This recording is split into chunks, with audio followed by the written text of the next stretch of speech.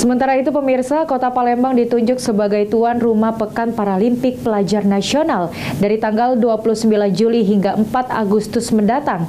Ajang ini sendiri guna mencari atlet disabilitas muda berbakat tanah air, khususnya dari kalangan pelajar.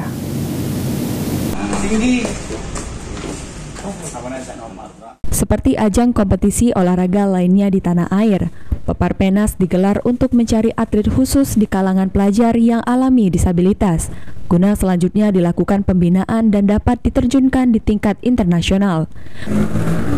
Peparpenas ini akan diikuti oleh 34 provinsi tanah air dengan mempertandingkan sebanyak 28 cabang olahraga. Rencananya digelar dari tanggal 29 Juli hingga 4 Agustus mendatang di Kota Palembang.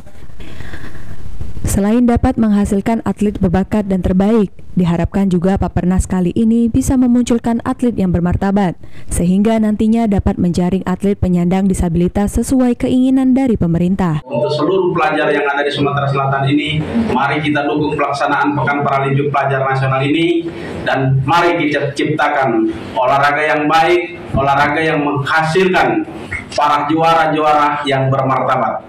NPCI Sumsel berharap agar Pemprov Cabur yang bertanding pada Papernas kali ini segera menyiapkan seluruh peralatan agar Papernas berjalan dengan baik dan tanpa keluhan dari atlet. Firman Hidayat, PAL TV.